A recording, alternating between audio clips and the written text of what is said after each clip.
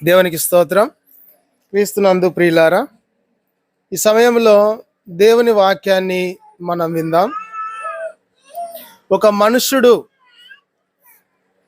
దేవుని మీద ఆధారపడితే, ఒక మనుష్యుడు దేవుణ్ణి ఆశ్రయిస్తే అతని జీవితం ఎలా ఉంటుందో, అదే మనుష్యుడు ఒకవేళ దేవుడి నుంచి తొలగిపోతే అతని జీవితం ఏమైపోతుందో ఒకసారి లేఖనాల వెలుగులో మనము జ్ఞాపకం చేసుకుందాం. క్రీస్తునందు ప్రియులారా, దేవుని వాక్యము శక్తి కలిగినది. మానవులను మార్చుటకు, మనుషులను సరిదిద్దుటకు, బలపరచుటకు, ఆదరించుటకు, ప్రోత్సహించుటకు, పురికొల్పుటకు వాక్యమే ఆధారమై ఉన్నది.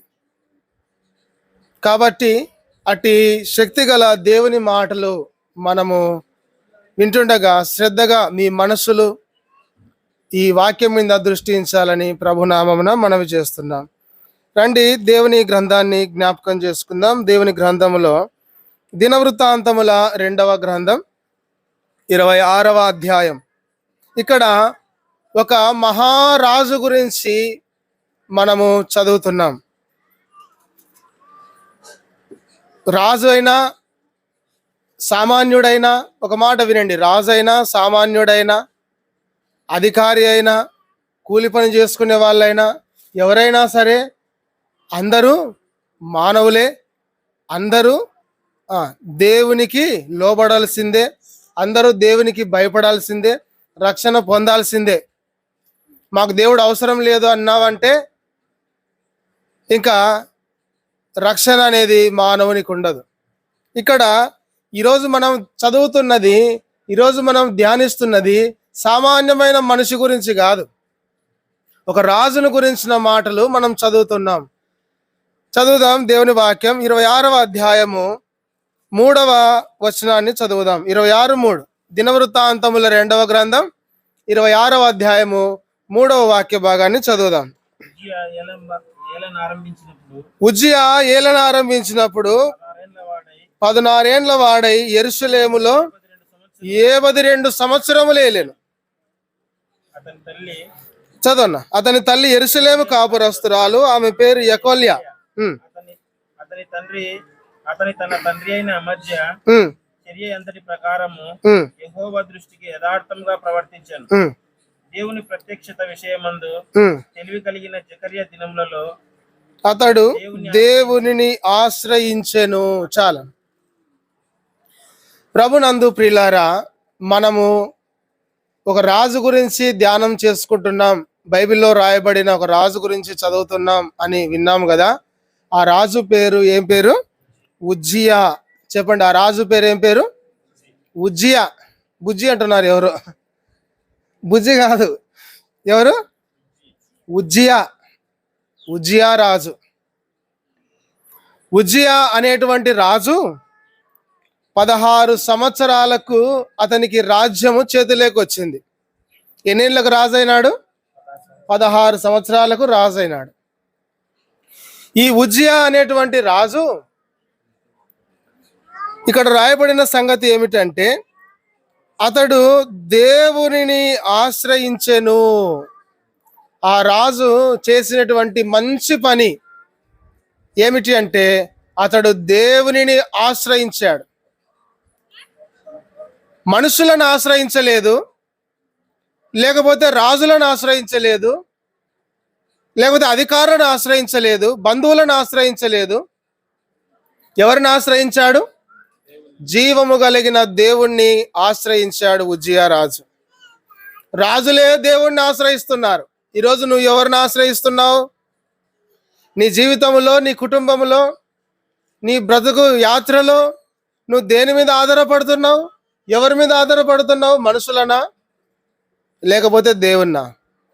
ఇక్కడ రాజు దేవుణ్ణి ఆశ్రయించాడు. చెప్పండి, ఎవరు ఆశ్రయించాడు? రాజు దేవుని ఆశ్రయించాడు. ఒక మాట గుర్తొస్తుంది, చాలా సంతోషం. మన నాయకుడు కూడా ఎప్పుడు దేవుని గురించిన మాటలే చెప్తుంటాడు కదా. దేవుణ్ణి ఆశ్రయించిన వారిని దేవుడు ఎప్పుడు కూడా త్రోసివేయడు. దేవుడు వారిని నిలబెట్టినప్పుడు వారిని ఎవరు కాదనలేరు. దేవుణ్ణి ఆశ్రయించుట, మహారాజులు ఆశ్రయిస్తున్నారండి దేవుణ్ణి. సామాన్య ప్రజలు దేవుణ్ణి తిరస్కరిస్తున్నారు ఈరోజు. దేవుడు దేవుడు గీవుడు లేడు అంటున్నారు. ఎంత అవివేకం, ఎంత మూర్ఖత్వం. దేవుణ్ణి ఆశ్రయించిన మహారాజు గురించి చదువుతున్నాం. ఉజ్జియా చేసినటువంటి 3 పనులు. ఎన్ని పనులు చెప్పండి? 3 పనులు విందాం. ఉజ్జియా దేవుణ్ణి ఆశ్రయించాడు. రెండవ మాట 4వ వచనం చదవండి అన్న.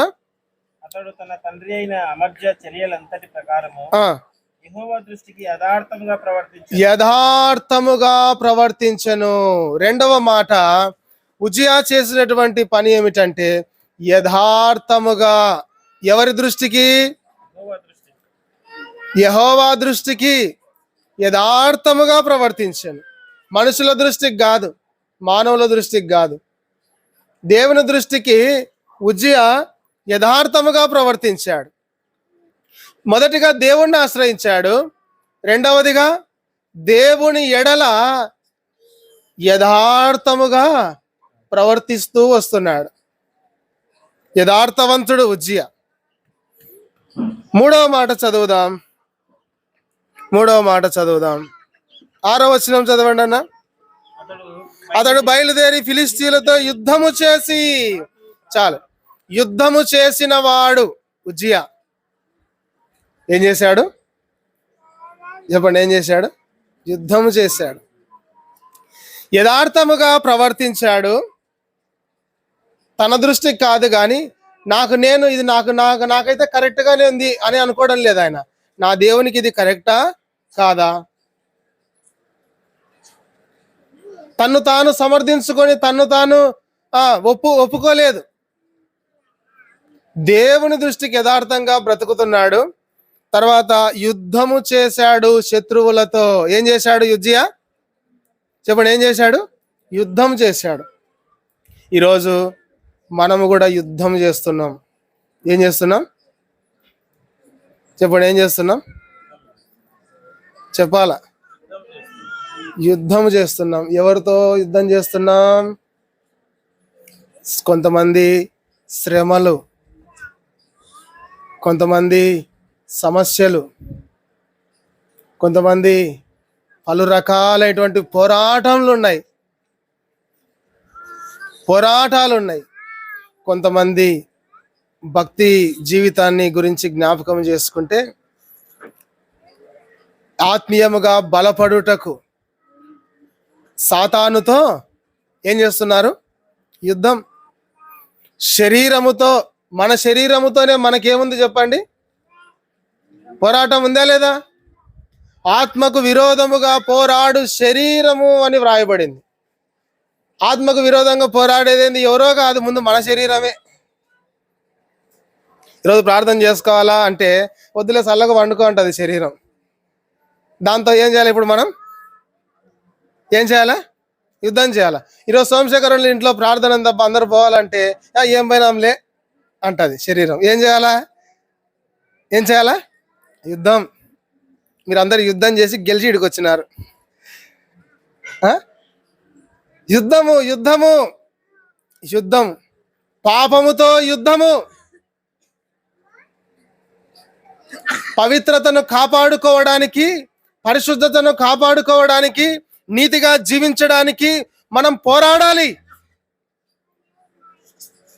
సర్దుకుపోతున్నాం అనుకోండి, ఏం కాదులే అని సర్దుకొని పోయినాం అనుకో, సర్దుకొని పోవాలి ఇంక అంతే.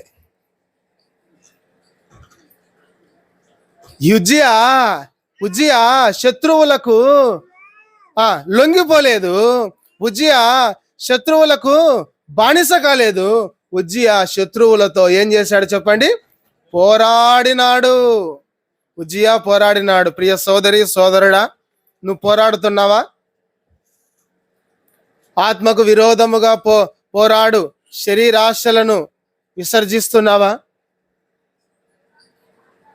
దేవుడు చేయొద్దన్నవి చేయమన్నప్పుడు, సాతాను చేయమన్నప్పుడు అది చేయకుండా వానితో పోరాడి నువ్వు గెలుస్తున్నావా? పోరాడుతున్నావా? ఇంతకు పోరాటం ఉందా లేదా?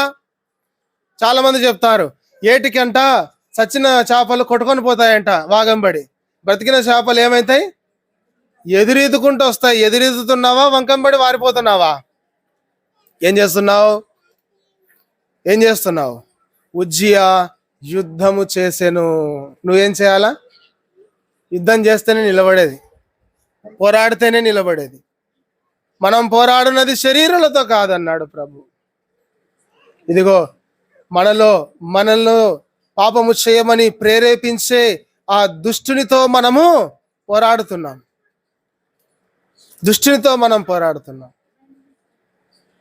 అసలు నాకు పోరాటాలే లేవన్నా, బాగున్నానన్నా అన్నామనుకో, నీది ఎత్తిపోయినట్టే సంస్థ. నీ సంస్థ ఏమైంది చెప్పండి? ఎత్తిపోయింది. ఇంకా నీకు పోరాటం లేకపోతే, నీకేమి లేకపోతే, నువ్వు ఈ వాక్యం బడి పారిపోతా ఉంటే నీలో జీవం ఉన్నట్లా లేనట్లా? చాలా మంది మనస్సును చంపుకొని జీవిస్తూ ఉంటారు. ఇదిగో మనము పోరాడాలి. ఉజ్జియా పోరాడాడు. వినండి ప్రియులారా, ఉజ్జియా అంతటి రాజే దేవుణ్ణి ఆశ్రయించాడు. ఈరోజు నువ్వు దేవుణ్ణి ఆశ్రయించాలి. ఉజ్జియా అంతటి రాజే యథార్థంగా ప్రవర్తించినాడు. వినండి, రాజు ఎట్లా బ్రతుకుతూ ఎవరు అడుగుతారు చెప్పండి? ఇప్పుడు ఒక రాజు ఏదన్నా చేస్తే అడ్డం చెప్పేటోళ్ళు ఎవరైనా ఉంటారా? ఒక మాట అంటారు, రాజు అనుకుంటే దెబ్బల కొదవన అంటారు. రాజు తన్నాలంటే తంతాడు, ఐస్ చేయాలి, అది ఏమంటారు, బుజ్జగించాలంటే బుజ్జగిస్తాడు, ఏమి చంపాలంటే చంపుతాడు, ఏమైనా చేస్తాడు. రాజుకు అడ్డం చెప్పేటోళ్ళు ఎవరైనా ఉన్నారా?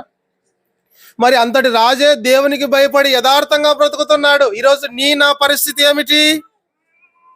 మన బ్రతుకులు ఏమిటి? మన బ్రతుకులు? యథార్థముగా ప్రవర్తించాడు ఉజ్జియా రాజు. ఈరోజు దేవుడు నీలో నాలో కదా యథార్థతను కోరుకుంటున్నాడు. మూడవది మనం పోరాడేటువంటి వారిగా ఉండాలి. ఉజ్జియా ఈ మూడే చేసినాడు. ఇంకా ఎన్ని పనులు చేశాడు ఉజ్జియా? 3 పనులు చేశాడు. దేవుణ్ణి ఆశ్రయించాడు, దేవుని ఎదుట యథార్థంగా బ్రతికినాడు, తర్వాత యుద్ధము పోరాడినాడు. మరి దేవుడు ఉజ్జియాను ఎలా దీవించాడో మనం జ్ఞాపకం చేసుకుందాం. 5వ వచనాన్ని చదవండి. 5వ వచనం. దేవుని ప్రత్యక్షత విషయమందు తెలివి కలిగిన జకర్యా దినములలో అతడు దేవుణ్ణి ఆశ్రయించాను. అతడు యెహోవాను ఆశ్రయించినంత కాలము చెప్పండి. దేవునికి స్తోత్రం. అతడు యెహోవాను ఆశ్రయించినంత కాలము దేవుడు అతనిని చెప్పండి వర్ధిల్ల చేసెను. ఉజ్జియా దేవుణ్ణి ఆశ్రయించినాడు కదా, ఉజ్జియాను దేవుడు వర్ధిల్లింపజేశాడు. వర్ధిల్లడం అంటే రాత్రి కోటీశ్వరులు అయిపోవడం కాదు, లాటరీ తగిలినట్టు కోటీశ్వరులు అయిపోవడం కాదు. వర్ధిల్లడం అంటే ఏమిటి? ఒక్కొక్క మెట్టు క్షేమాభివృద్ధి చెందడం. ఉజ్జియాను దేవుడు వర్ధిల్లింపచేశాడు. ఎందుకు వర్ధిల్లింపజేశాడు? ఉజ్జియా దేవునిని ఆశ్రయించాడు. ఈరోజు మన కుటుంబాలు, మన బిడ్డలు వర్ధిల్లాలి అంటే ఇదిగో మనము దేవునిని చెప్పండి ఆశ్రయించి జీవించాలి. దేవుని మీద ఆధారపడి బ్రతకాలి. దేవుని ఆశ్రయించిన ఎడల వర్ధిల్లుతాం. ఈరోజు నువ్వు వర్ధిల్లాలనే ఈరోజు ఈ కూడికను దేవుడు ఏర్పాటు చేశాడు. ఈరోజు మనము సరిదిద్దబడి దేవుని ఎడల దేవుని ఆశ్రయించి యథార్థముగా బ్రతికి దేవుని కొరకు పోరాడి మనం నమ్మకంగా జీవించి మనము మన కుటుంబాలు వర్ధిల్లాలనే ఈరోజు దేవుడు ఈ కూడికను ఏర్పాటు చేశాడు. ఈరోజు వర్ధిల్లుట, ఉజ్జియా వర్ధిల్లాడు. దేవుణ్ణి ఆశ్రయించినప్పుడు దేవుడు ఉజ్జియాను వర్ధిల్లింపజేశాడు ప్రియులారా కదా. 2వ మాట, ఏడవ వచనాన్ని చదువుదాం. ఏడవ వచనం. ఫిలిస్తీయులతోను గూర్బైలతోను నివసించిన అరబీలతోను మొహబీలతోను అతడు యుద్ధము చేయగా దేవుడతనికి సహాయము చేసెను. దేవుడు ఏం చేశాడు? సహాయం చేశాడు. ఉజ్జియా యుద్ధము చేస్తున్నాడు, నువ్వే పోరాడుకోపో ఉజ్జియా అని చెప్పలేదు. నువ్వే పోరాడాలి, నువ్వే గెలిచాలి, నాకేం సంబంధం లేదు అనడం లేదు దేవుడు. ఉజ్జియాకు దేవుడు చెప్పండి సహాయము చేశాడు. ఈరోజు నీకు సహాయకుడిగా నీ చేయి పట్టుకొని దేవుడు నిన్ను నడిపిస్తాడు. ప్రియులారా, సహాయకుడు నిన్ను ఒంటరిగా విడిచిపెట్టేవాడు కాదు, నీకు సహాయం చేసేవాడు దేవుడు. సహాయం అంటే మనకు చేతగాని పనులను చేయడానికి తోడ్పడేవాడు దేవుడు. మనం చేతగాక సొమ్మసిల్లిపై కృంగిపోయి ఉన్నప్పుడు మనం చేయి పట్టుకొని నడిపించుటయే సహాయం అంటే. దేవుడు సహాయకుడు. మన దేవుడు వర్ధిల్లింపజేసేవాడు. ఇదిగో మన దేవుడు నిన్ను ఒంటరిగా విడిచిపెట్టకుండా నీకు సహాయం చేసేవాడు. మన దేవుడు ఉజ్జియాకు సహాయం చేశాడు, ఈరోజు నీకు కూడా సహాయం చేస్తాడు దేవుడు. ఉజ్జియా వలె దేవుడిని ఆశ్రయిస్తావా? ఉజ్జియా వలె యథార్థముగా బ్రతుకుతావా? ఉజ్జియా వలె శత్రువులతో అనగా పాపముతో పోరాడుతావా? అయితే దేవుడు నిన్ను వర్ధిల్లింపజేస్తాడు. దేవుడు నీకు సహాయకుడిగా ఉంటాడు. 8వ వచనం చదువుదాం. 8వ వచనం.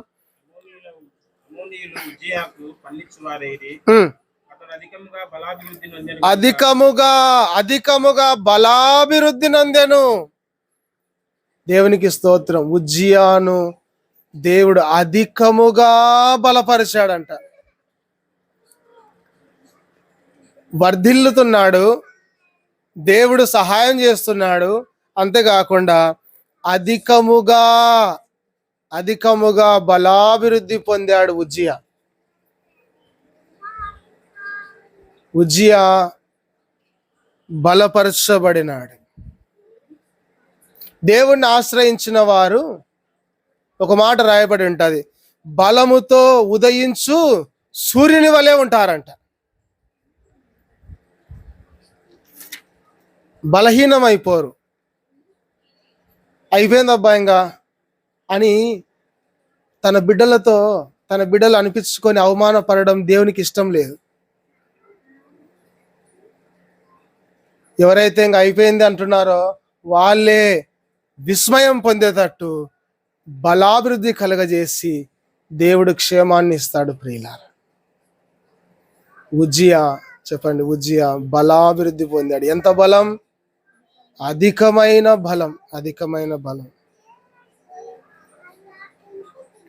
ఒక మాట ఉంటుంది బైబిల్ గ్రంథంలో, దావీదు సైన్యం అంతకంతకు వర్ధిల్లెను, సౌలు సైన్యం అంతకంతకు నీరసిల్లెను.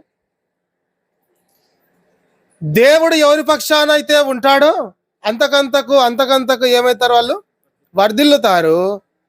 దేవుణ్ణి విడిచిన వారు అంతకంతకు ఏమవుతారు? నీరసిల్లిపోతారు. మాకేం లేనా, మాకు బాగా పొలాలు ఉన్నాయి, ఇండ్లు ఉన్నాయి, డబ్బులు ఉన్నాయి, అవి ఉన్నాయి, ఇవి ఉన్నాయి అనుకోవచ్చు. పొలాలు డబ్బులుంటే సంతోషంగా బ్రతుకుతావా? పొలాలు డబ్బులు ఆస్తి పాస్తులు ఉంటే ఇంక అంతా ఉన్నట్టేనా?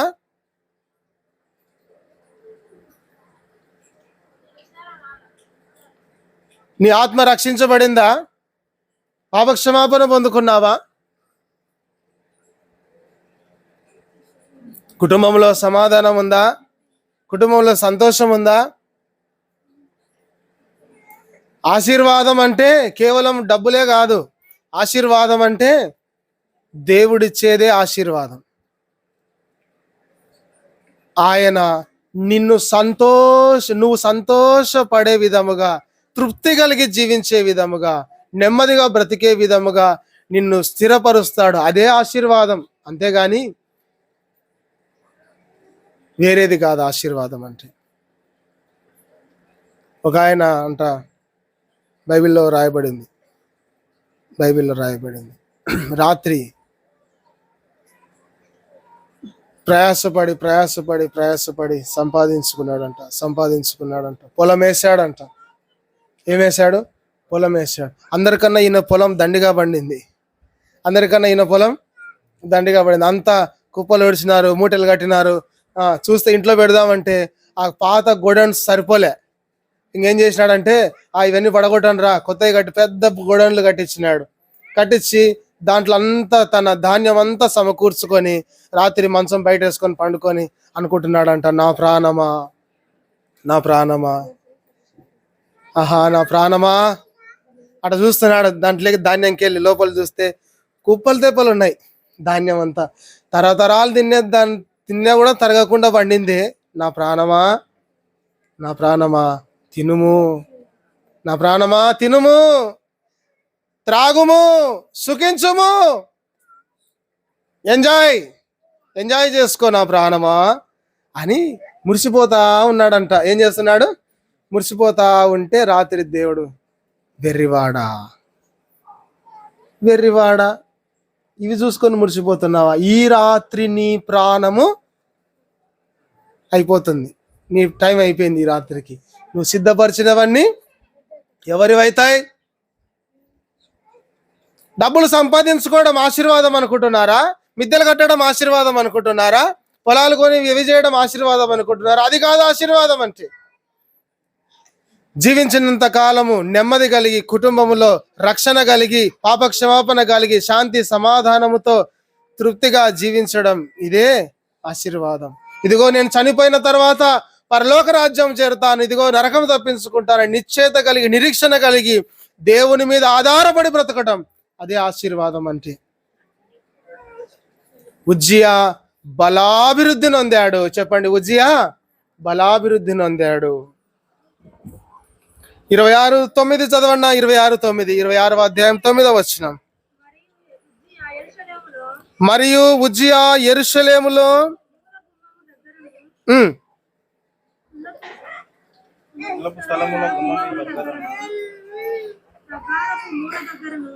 అక్క 15వ వచనం చదవండి. 15వ వచనము కింది నుంచి 2వ లైన్ కానుంచి చదవండి. 15వ వచనం అదే గ్రంథం చదవన్నా.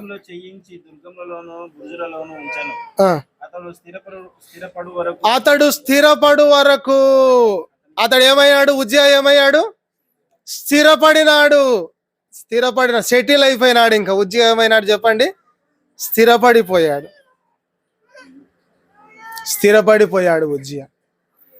ఉజ్జియాను దేవుడు వర్ధిల్లింపజేశాడు, సహాయము చేశాడు, అతనికి బలాభివృద్ధి కలగజేశాడు, అతన్ని దేవుడు స్థిరపరిచాడు. ఇవన్నీ దేవుడు చేయడానికి కారణం ఏమిటి? ఉజ్జియా దేవుణ్ణి ఆశ్రయించాడు, ఉజ్జియా దేవుని ఎడల యథార్థంగా బ్రతికాడు, ఉజ్జియా పోరాడినవాడు. ఈ 3 పనులు నువ్వు చేస్తావా? దేవుణ్ణి ఆశ్రయిస్తావా? ఈరోజన్నా దేవుణ్ణి ఆశ్రయిస్తావా? యేసే నిజమైన దేవుడు, యేసే రక్షకుడు, ఆయనే నన్ను బాగు చేయగలడు, ఆయనే నన్ను స్వస్థపరచగలడు, ఆయనే నన్ను రక్షించగలడు, నా పాపం నుంచి విడిపించగలడు, ఆయనే నిజమైన దేవుడని, నీ బ్రతుకును మార్చగలడని, నీ జీవితాన్ని మార్చగలడని ఈరోజు యేసు ప్రభు దగ్గరికి వస్తావా? దేవుణ్ణి ఆశ్రయిస్తావా? అట్లయితే ఉజ్జియాను స్థిరపరిచి ఆశీర్వదించినట్లు నిన్ను ఆశీర్వదిస్తాడు దేవుడు. ఉజ్జియా బ్రతికినట్లు యథార్థంగా బ్రతుకుతావా? ఇంట్లో యథార్థత, పని దగ్గర యథార్థత, బయట యథార్థత, నీ జీవితంలో ఇదిగో నా దేవుడు నన్ను చూస్తున్నాడని చెప్పి యథార్థంగా బ్రతకడానికి తీర్మానం చేసుకుంటావా? ఈరోజు అలా తీర్మానం చేసుకుని యథార్థంగా బ్రతుకుతే ప్రియులారా, ఉజ్జియాను దీవించిన దేవుడు ఈరోజు నిన్ను కూడా దీవిస్తాడు. ఉజ్జియా చెప్పండి, మరలా ఏం చేశాడు? శత్రువులతో పోరాడాడు. ఈరోజు నువ్వు పాపం విషయమై పోరాడతావా? ఇంటికి పోతానే ప్రార్థన అయిపోయినాక ఇంటికి పోతానే అన్నం తిని పండుకునేటప్పుడు శరీరం అంట సెల్లుది తీసినావు. ఏం చేయాలా? యూట్యూబ్ తెలుసు, ఏం కావాలి, వార్తలు చూడంటది.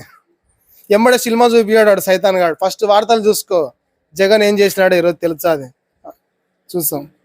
జగన్ వెనకంబడే చిరంజీవి వస్తాడు, ఇంకా దేవుని మర్చిపెట్టాం. ఇంకా పవన్ కళ్యాణ్ వస్తాడు, ఇంకా చూసుకొని 12 దాకా అబ్బా మర్చిపోతుంది.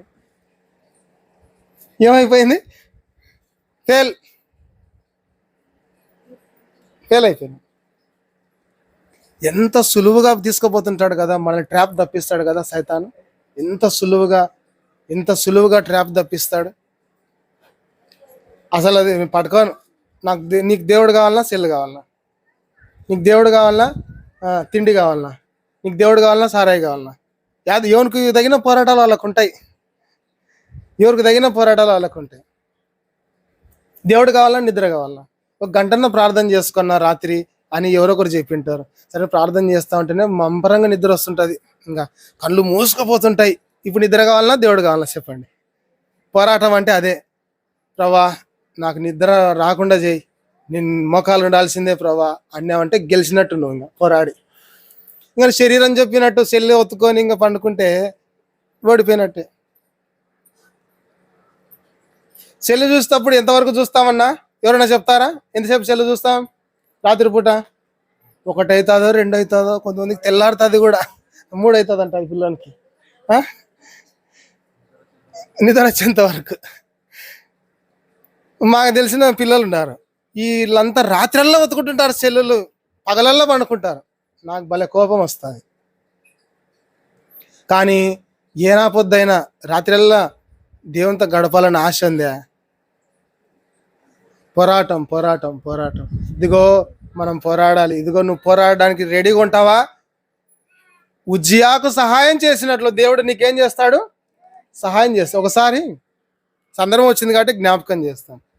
ఒకసారి నాకు బాగా ఫీవర్ వచ్చింది, బాగా జ్వరం వచ్చింది, ఒళ్ళంతా నొప్పులు, జ్వరం ఉంది. ఇంకా ఇంటికి వచ్చినాను, ఒక టాబ్లెట్ వేసుకున్నాను, డోలో మాత్ర. ఇంకా పండుకుందాంలే, తిన్నాను, ఇంకా పండుకుందాంలే అని అంతా రెడీగా ఉంటే ఒక మాట వచ్చింది, ప్రార్థన చేసుకోవచ్చు కదా అని లోపల నుంచి ఒక ప్రేరేపణ.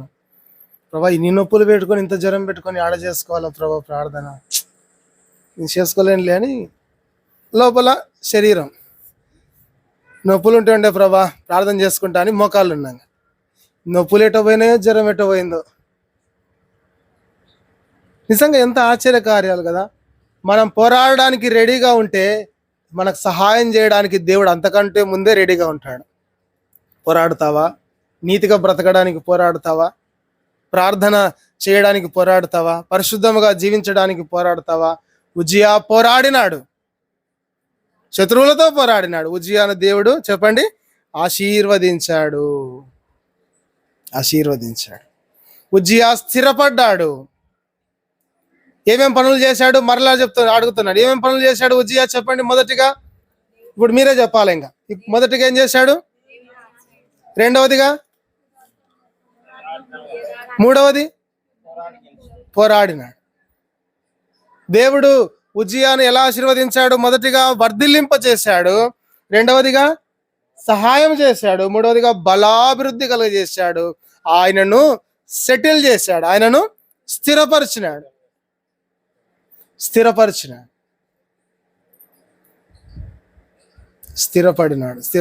అయిపోయిందేంగా? ది ఎండ్ బోర్డు పెడదామా? అయిపోయిందేంగా? స్థిరపడితేనే ఇంకా అయిపోయినా? ఆడికే శుభమా? ఇంకా ఉంది. స్థిరపడిన తరువాత ఒక చేదు సంఘటన ఉజ్జియా జీవితంలో జరిగింది.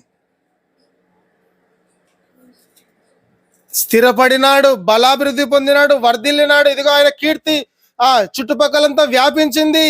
ఆయన స్థిరపడినాడు, ఆయన సెటిల్ అయ్యాడు. అటువంటి ఉజ్జియా జీవితంలో ఆ జీవితం ఒక మలుపు తిరిగింది. తర్వాత వచనం చదవండి ఏం జరిగిందో. అయితే స్థిరపడిన తరువాత ఎవరు? ఉజ్జియా స్థిరపడిన తరువాత అతడు మనస్సును గర్వించి చెడిపోయాను. ఒక్కటే ఒక మాట ఏం చేశాడంట? మనస్సులో గర్వించి చెడిపోయాను. ఇంతగా ఎదిగిన వాడు, దేవుణ్ణి ఆశ్రయించిన వాడు, యథార్థముగా బ్రతికినవాడు, పోరాడి గెలిచినవాడు, చుట్టుపక్కల ఆయన పేరు చెబితేనే అంత కీర్తి ప్రతిష్టలు కలిగిన వాడు. ఇదిగో అతనిలో గర్వము చేరింది. అతనిలో ఏం చేరింది? గర్వం.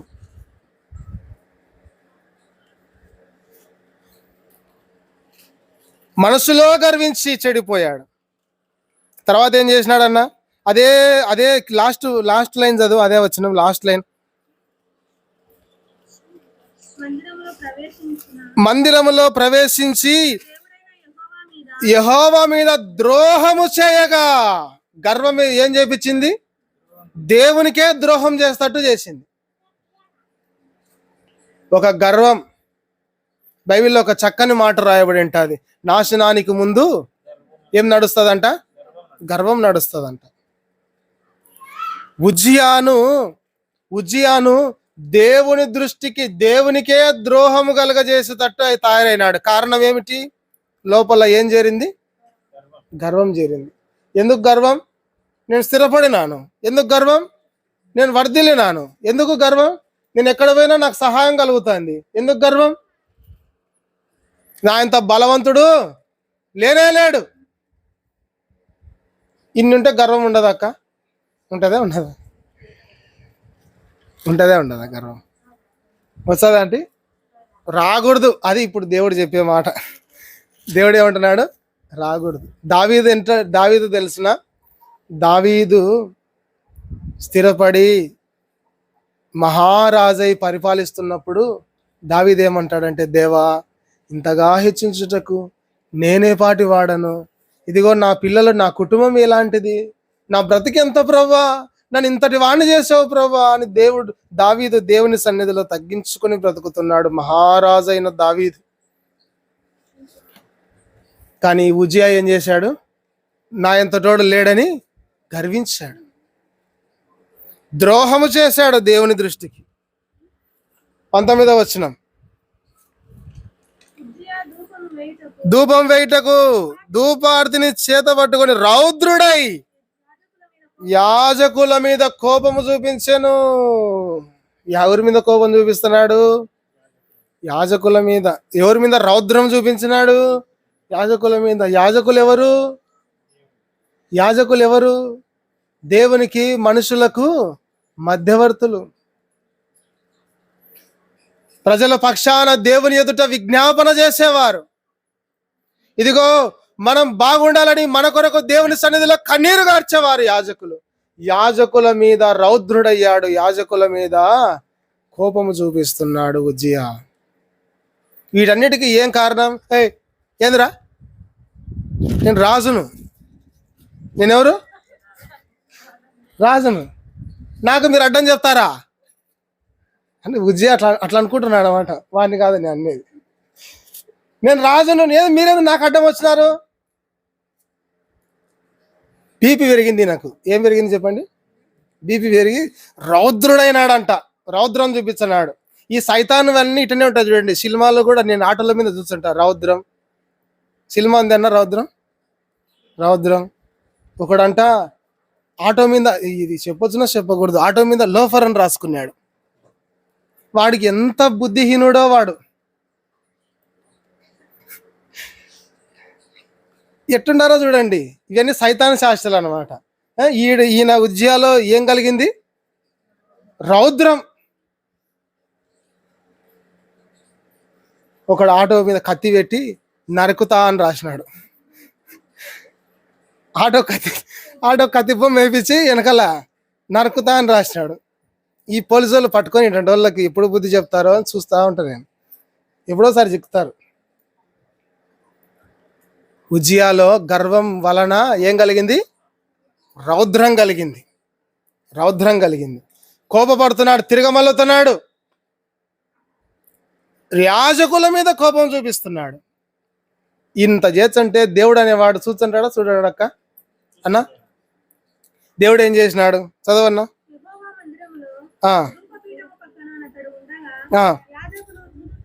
యాజకులు చూచుచుండగా అతని నొసట కుష్ఠరోగము పుట్టెను. మొత్తినాడు దేవుడు. కింద చదవండి. ఆ, తర్వాత చదవండి. ప్రధాన కుష్టు పుట్టాను. ప్రధాన యాజకుడైన ఉమ్, అజర్యాను యాజకులందరూ అతని వైపు చూడగా ఉమ్, అతడు నొసట కుష్ఠము గలవాడై ఉండెను. ఉమ్. గనుక వారు తడవు తడవు చేయక అక్కడి నుండి అతనిని బయటికి వెళ్ళగొట్టి వెళ్ళగొట్టిరి. యెహోవా తన్ను మొత్తెనని ఎరిగి బయటకు వెళ్ళుటకు త్వరపడాను. దేవుడు ఏం చేశాడు చెప్పండి? ఏం చేశాడు? ఆయనను అరిచేటోళ్ళు ఎవరు లేరు. రాజు కదా, ఈయన రాజే కదా. నేను ఏమైనా చేస్తా అంటే ఏం చేస్తావు రాజా? ఏం చేసినా చేయించుకోవాల్సిందే, మేము రాజు కాబట్టి ఆ? అని విర్రవీగుతుంటే రాజులకు రాజు అయిన వాడు ఈ రాజుని ఏం చేసినాడు? మొత్తినాడు. ఎల్లగొట్టినారంట అక్కడి నుంచి. ఇంకా వెళ్ళగొట్టిరి. దేవుడు మొత్తాను కనుక అతడు వెళ్ళిపోయాను. 21 రాజైన ఉజ్జియా తన మరణ దినం వరకు కుష్ఠరోగి అయి ఉండేను. యెహోవా మందిరములోనికి పోకుండా ప్రత్యేకింప. ప్రత్యక్షపడెను గనుక ఉమ్, అతడు ప్రత్యక్షంగా ఆ. ఒక ఇంటిలో నివసిస్తున్నాడు. ఇంకా చూడు, రాజ్యం లేదు, సింహాసనం లేదు, అధికారం లేదు. ఏం చేసినాడు దేవుడు? ఇంత ఇస్తే నువ్వు గర్వించి నాకే ద్రోహం చేస్తావా? నాకు విరోధముగా మరలుతావా?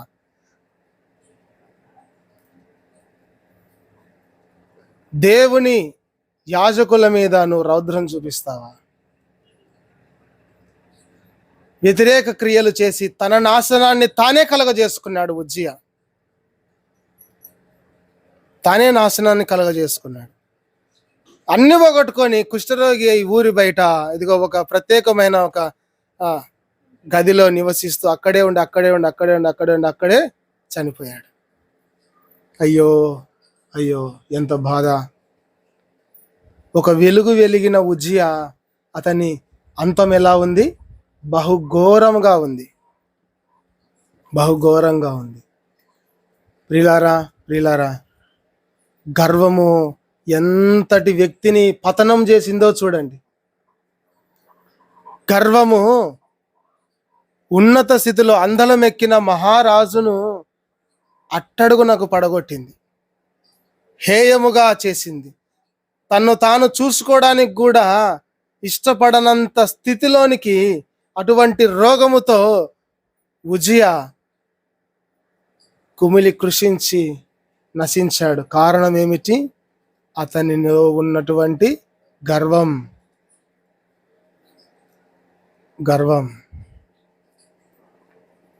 గర్వం ఏమైనా చేపిస్తుంది. ఈరోజు నీ ఇంటికి నువ్వు రాజు, నీ ఇంటికి నువ్వు రాణి. నీ ఇంటికి నువ్వు ఎవరు చెప్పండి? నువ్వేం చేసినా చెల్లుతుందా మన ఇంట్లో? ఈరోజు టమాటా కూర చేయంటే ఏం చేయాలా? చేయాల్సిందే. నేను చేయనంటే వీళ్ళు రాణిళ్ళు చేయనంటే చేసేది లేదు. ఇంకా రాజులు లెక్క ఉంటారు, రాణులు లెక్క ఉంటారు. రాణులు జడ్డుబాం వృద్ధి పండుకున్నారు, ఇంకెవరు లేపలేరు. ఇంకా దేవుడు దిగి రావాల్సిందే. సరే, నీ ఇంటికి నువ్వు పెద్దవే కదా, నువ్వు ఇంటికి నువ్వు యజమానురాలివి, నువ్వు ఇంటికి నువ్వు యజమానునివి. నీ ఇంట్లో నువ్వు ఏమి చెప్పినా జరుగుతుంది. దేవుడు నీకు అధికారం ఇచ్చాడని ఇదిగో నీ ఇంటి వారిని నిర్లక్ష్య పెడతావా?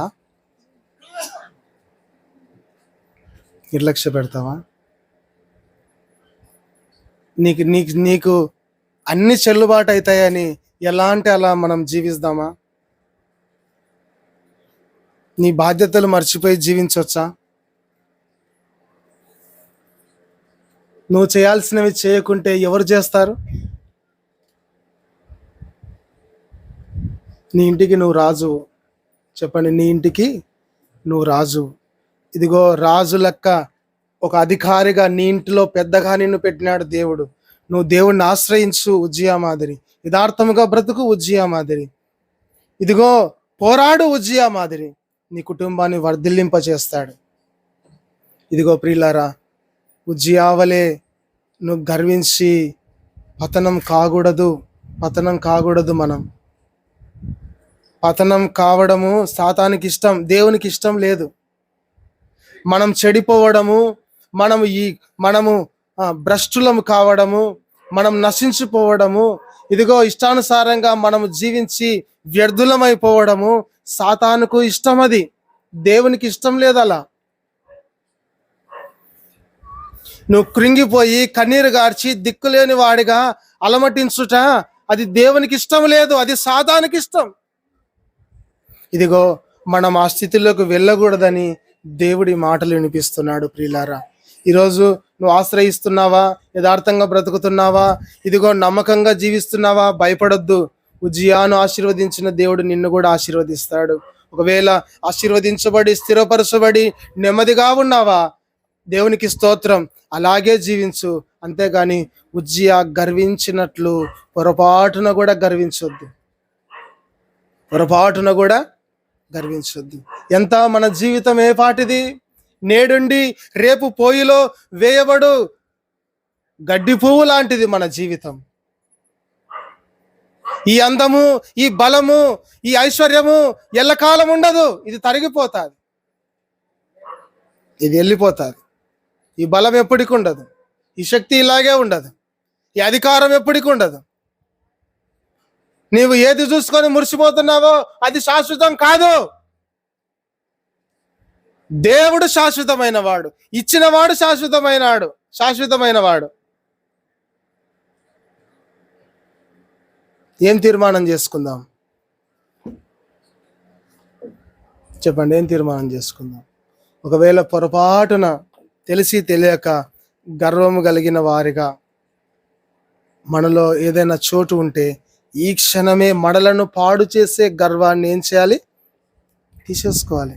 గర్వం ఉంటే దేవునికి కూడా తిరగమల్లుతారు. ఉజ్జియా ఏం చేసినాడు? దేవునికే ద్రోహం చేశాడు, యాజకులనే కోపగించుకున్నాడు. గర్వము ఏ పనైనా చేపిస్తుంది.